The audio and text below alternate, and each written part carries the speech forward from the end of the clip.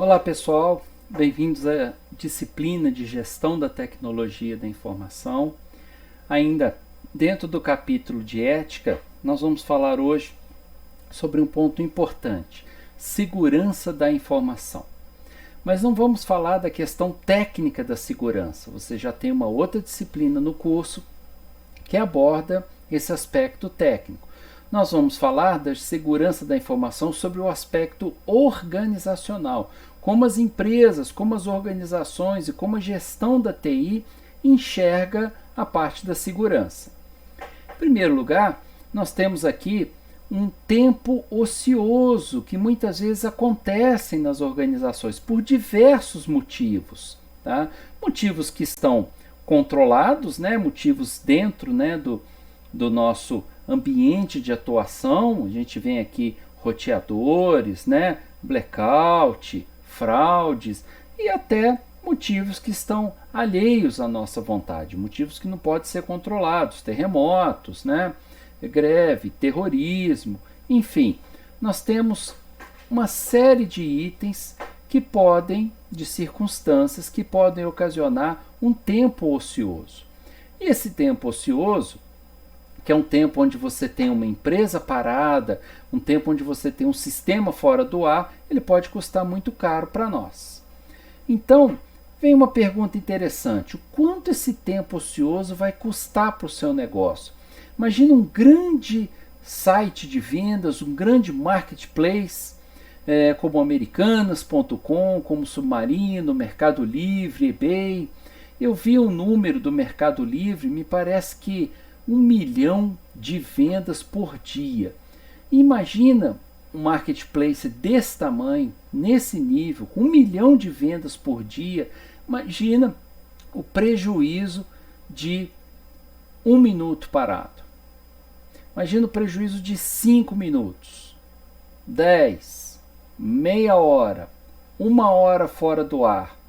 Então as empresas cuidam da parte de segurança, primeiro, não só para proteger o seu ativo principal, que é a informação, mas principalmente para evitar o tempo ocioso, evitar que esses elementos aqui possam diminuir e custar caro para o seu negócio. E aí você tem problemas em desempenho financeiro, você tem uma reputação prejudicada. Olha só o quanto o Facebook não teve sua reputação prejudicada pelo vazamento, pela venda de informações.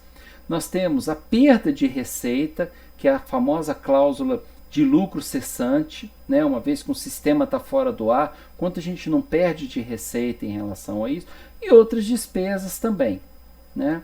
Ou seja, o quanto a organização ficando parada, sofrendo um ataque, com algum problema no sistema, com algum problema na tecnologia, quanto isso custa para o seu negócio. Já dá para perceber que custa muito caro, né? Para isso, né, não só, mas também para evitar essas perdas, nós precisamos proteger os ativos intelectuais. E como a informação é um capital intelectual, é um ativo, ela precisa ser protegida. E como que a informação é protegida? Por meio da segurança da informação. Então, o que é a segurança da informação? Existe a segurança física e existe a segurança virtual. A segurança da informação é a proteção da informação contra o mau uso acidental ou intencional por pessoas dentro ou fora da empresa. Olha só que definição interessante. Voltem nela, leiam e tentem pensar nessa definição com alguns exemplos, né, sobre outros aspectos. E principalmente o e-business que nós temos agora, com o crescimento desse e-business em relação à pandemia, nós temos aqui grandes riscos para a segurança da informação. O aumento do número de transações, de vendas do e-business, ele está se elevando muito, a curva de crescimento é muito grande. Muita gente que não tinha esse hábito, não tinha esse costume, está sendo obrigado a comprar pela internet, né? Por meio da pandemia, por segurança, outras questões também. Agora, o quanto isso precisa estar seguro, o quanto isso precisa estar protegido, é o que eu quero que vocês pensem, tá? A primeira linha de defesa, primeira linha, os soldados, né? A parte mais importante, as pessoas. Nós falamos disso também na última aula e vimos que as pessoas são um ponto de apoio muito importante. Então, aonde a empresa precisa investir? Nos seus funcionários. Primeiro, na parte interna e depois, consumidores, parceiros, para que essas informações sejam protegidas e utilizadas da melhor maneira possível. E aí, recapitulando a aula passada, que sejam utilizadas de forma ética e de forma legal. O maior problema não é técnico, olha só. O que é levantado dentro da segurança da informação? O problema não é a questão técnica, mas as pessoas. 33%, um terço dos incidentes são originados por insiders. O que são insiders? Gente de dentro da organização, que de forma legítima, né, ou de forma acidental, ou não, de forma proposital, fazem um mau uso da informação. E isso é muito ruim, porque isso prejudica as empresas, causa o tempo ocioso, e esse tempo ocioso custa muito dinheiro parado. É isso que a gente não quer, a gente quer os negócios funcionando da melhor maneira. Por isso que a gente tem que investir nas pessoas. Como a gente investe nas pessoas, falamos na última aula, por meio de uma política de uso ético da informação, uma política do uso de e-mail, uma política do uso de computadores e agora, na aula de hoje, uma política de segurança da informação, que vai direcionar a maneira como a gente deve utilizar a informação, junto com o plano de segurança da informação também. E aí, dentro dessa linha, né, das pessoas, os hackers, né, que são aqueles invasores, aqueles que ficam querendo roubar as informações, inclusive tomem muito cuidado, volta e meia eu recebo e-mails de mensagens de banco onde eu não tenho conta, falando que eu preciso atualizar meu cadastro, que eu preciso passar a senha, mas outro dia eu recebi uma mensagem muito convincente do banco onde eu tenho conta, com o mesmo desenho, logotipo, pedindo para eu atualizar as informações. Olha, estava muito convincente. Por via das dúvidas, eu apaguei a mensagem. Acho que eu fiz o melhor. Mas as pessoas ainda estão nessa linha de frente. As pessoas é que podem ajudar a proteger as informações ou as pessoas que podem facilitar a abertura e a ida dessas informações para mãos erradas. Tá? Na questão da engenharia social, né, que os hackers utilizam. O que é essa parte de engenharia social? Eles usam habilidades sociais para enganar as pessoas. Eles colocam credenciais, sites, mensagens convincentes. Algumas não, algumas vêm com um logotipo meio estranho, com erros de português, você vê que é uma falsificação grotesca. Mas outras não, outras são bem refinadas e quase que a gente clica e dá informação de graça para os outros. Então eles atuam sempre nas pessoas para tentar roubar as informações. E contra isso é importante a criação de um plano de segurança da informação. O que esse plano deve conter? Políticas de segurança da informação, desenvolver e comunicar, identificar quais são os riscos associados, reavaliar constantemente os riscos e obter apoio das partes interessadas, os stakeholders, a alta gerência, a diretoria, para que essa política e os custos associados a ela possam ser implementadas para aumentar o nosso nível de segurança, para diminuir o tempo ocioso e para evitar perdas desnecessárias. É assim que a coisa funciona. Ah, mas eu vou perder tempo, gastar tempo, né, numa política, montando essa política, treinando as pessoas, comprando software, fazendo, né, desenvolvendo ferramentas, com uma série de coisas envolvidas, mas você está diminuindo a chance de ter tempo ocioso, de você perder o lucro. É isso que a gente deve considerar. Em relação à tecnologia, então, em relação às pessoas, o que a gente pode utilizar? Planos, políticas, conscientizações, testes, simulações, apoio da alta direção. Mas é só isso que garante? Não. Tem toda a parte da tecnologia envolvida por trás. que nós temos dentro da área de tecnologia, na parte tecnológica? Autenticação e autorização, ou seja, eu tenho que provar que eu sou eu mesmo e posso acessar aquelas informações de direito. Prevenção e resistência, prevenir a perda de informações. Detecção e resposta ao risco. Eu consegui detectar alguma invasão, alguma falha e ter uma resposta rápida para que a perda seja a menor possível. Então a tecnologia pode ajudar a gente. Como que ela ajuda? Nessa parte de autenticação e autorização. Eu tenho aqui métodos para confirmar as identidades dos usuários. E esses métodos, gente, agora estão cada vez mais sofisticados. Os métodos anteriores eram simplesmente senhas digitadas. E essas senhas já passaram para as digitais. Eu já faço hoje o desbloqueio do celular com o digital. Consigo desbloquear e ter acesso a ele.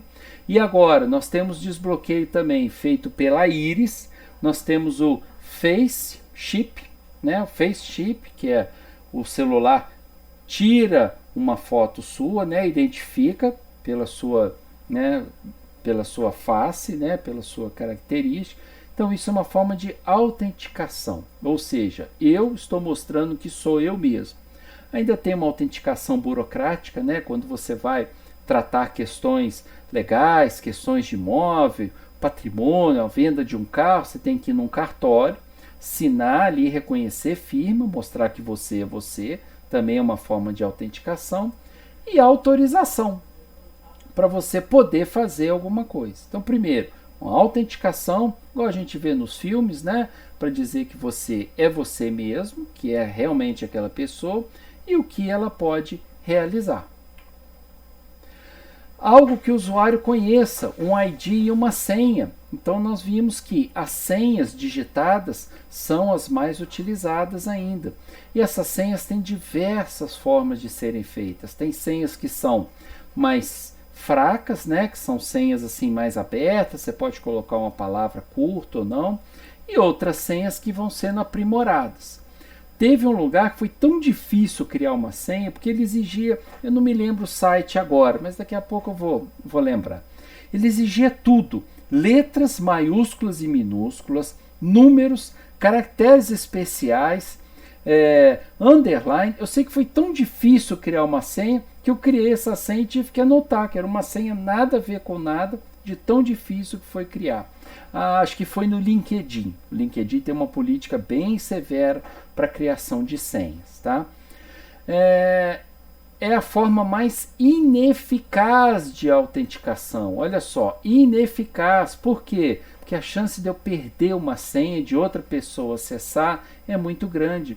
Quem tiver aquele código, acessa o sistema e acessa a informação. Então não é a melhor maneira de fazer isso, mas ainda é uma maneira muito utilizada.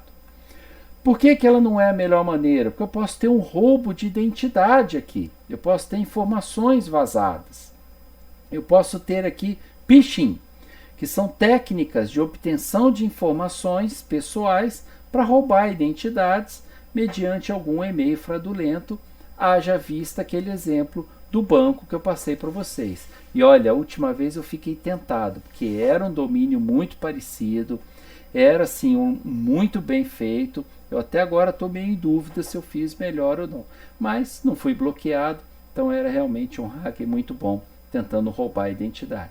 E isso acontece a todo momento, gente, a todo momento. Tem um monte de gente aí tentando capturar informações, tentando roubar informações, tentando clonar um cartão de crédito. Fiquem atentos, né, e evitem ao máximo.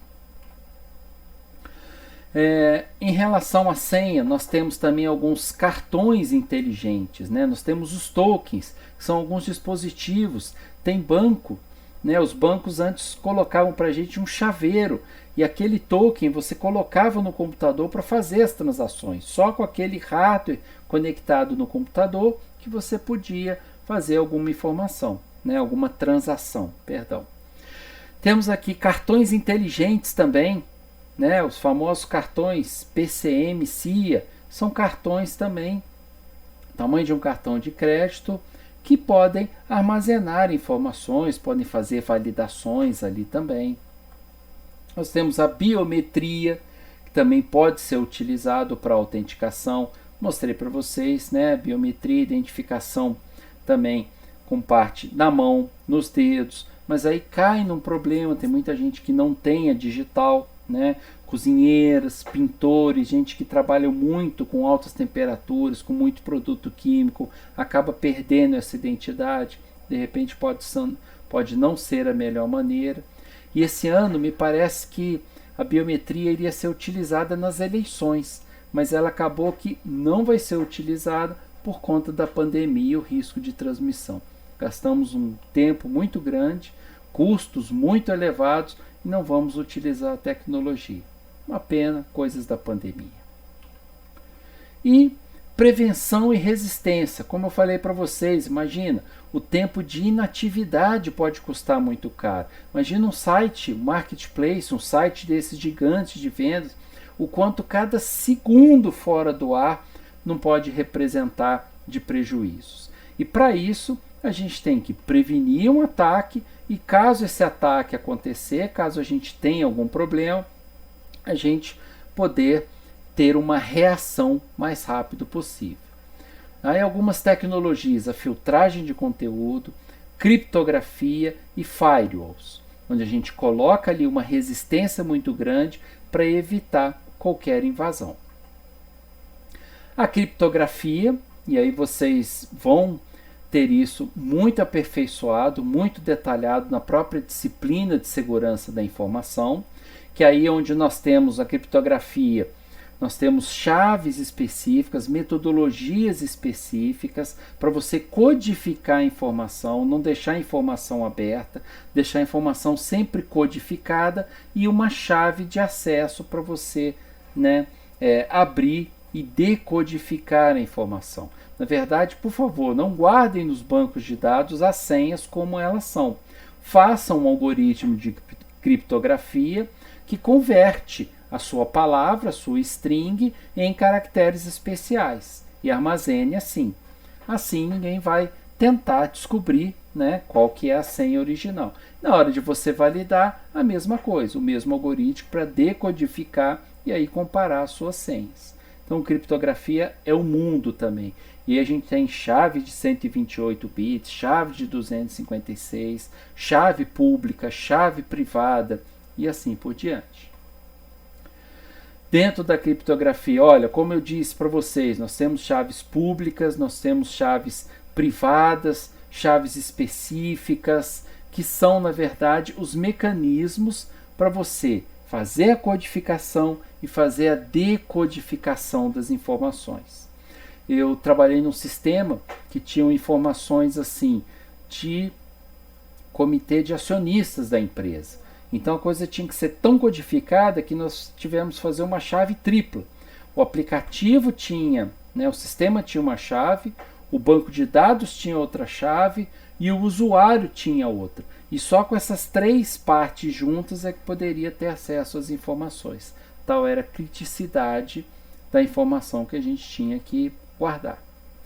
Os firewalls, né? O próprio sistema operacional que a gente tem aí nos nossos PCs, ele tem um firewall, que pode ser, em geral, um software, mas pode ser um hardware também, que protege uma determinada rede. Então, firewall, se você procurar a tradução aí, né? Tem muitas palavras em inglês nesse mundo nosso aí da TI, significa um muro de fogo. Na verdade, é uma proteção. É um muro, na verdade, é um conjunto de hardware, software e metodologias e métodos para proteger informações que entram, informações que saem da rede. Tá? E aí um exemplo de firewall, né? Nós temos alguns bancos de dados aqui corporativos das empresas, temos um servidor que cuida desse banco de dados e o firewall, que é quem justamente tem acesso à internet. A internet, na verdade, é um grande mundo aberto e é onde acontece a maioria dos ataques. Para evitar isso, nós precisamos ter interconectividade, nós precisamos ligar aqui lugares diferentes, né? Aqui um exemplo, né? Chicago, Nova York, Boston, através da internet. Só que essas ligações, né? Esse tráfego de rede, ele passa por um servidor de firewall que vai proteger as informações. E só chega no servidor de aplicativos e no banco de dados depois de passar por ele. Então, se você tiver uma chave pública ou uma chave privada, dependendo do serviço, das portas, da maneira como é disponibilizado, né? Aí tem toda uma arquitetura de segurança envolvida, mas é basicamente isso. É um servidor configurado para só deixar entrar e sair informações que estejam validadas, que estejam corretas. E a detecção e resposta? A gente pode montar uma arquitetura com tudo, com firewall, conscientizando as pessoas, com a tecnologia, com tudo que tem direito. Mas, se acontecer algum problema, nós temos que detectar da melhor maneira possível e ter uma resposta pronta para diminuir o tamanho do prejuízo. Tá? Então, primeiro, isso é uma coisa importante aqui para nós. Nós trabalhamos nas estratégias de prevenção, tá? Manutenção preventiva, sempre é melhor que existe, mas se ainda acontecer algum problema, nós precisamos ter a detecção desse problema, detectar que ele ocorreu, que ocorreu um incidente, que ocorreu algum problema, e uma resposta o mais rápido possível, para manter a nossa arquitetura sempre no ar e sempre funcionando. E aí nós temos os hackers, que são conhecedores de tecnologias de invasão de computadores. Tem vários tipos de hackers, né? Vários tipos de hackers. Nós temos aqui uma série de categorias, tá? Que não vem aqui o nosso caso agora, mas pesquisem os tipos de hackers. Pesquisem, tentem diferenciar. E aí fica uma pergunta para você. Será que existe um hacker do bem? Ou será que todo mundo só quer roubar as suas informações? Pesquisem e respondam isso. Uma outra questão que deve ser evitada é a questão dos vírus, que são partes, né? Vírus, worms, malwares. Antes nós só tínhamos os vírus, né? E agora tem outras categorias de programas maliciosos que eles podem entrar nos seus computadores, infectar os sistemas operacionais, os seus programas e os seus dados de diversas maneiras. Então, aqui nós temos também tipos de vírus, e aí deem uma pesquisada, pesquisem quais vírus que são mais perigosos, que são mais letais, qual vírus que causam menos estragos, quais a gente tem que evitar, será que todos os vírus são iguais, ou será que tem alguns que a gente tem que temer mais do que os outros? Fica aí uma pergunta para vocês também pesquisarem. Tá? E ameaças de segurança do e-business, que, como eu comentei, ele está em franco crescimento, negócios pela internet. Outro dia eu tive um exemplo, veio um carteiro aqui em casa entregar uma encomenda, domingo, na hora do almoço, era 12h, 1h. Como ele quase sempre aparece aqui, falei, mas meu amigo, trabalhando domingo. Ele falou, olha, 2 horas extras por dia, domingo, porque não tem mais lugar para armazenar produtos de tantas entregas. Olha só, eles estão realmente com um serviço bem acima do normal. E com esse serviço, nós temos algumas ameaças de segurança também. Todas as transações são feitas pela internet. Então, mais um deverzinho de casa para vocês. Olhem esses tipos de ameaças de segurança, tentem identificar cada uma delas. Isso é importante para nós. Ok? Bem, com isso, encerramos a aula. Muito obrigado e até o próximo encontro.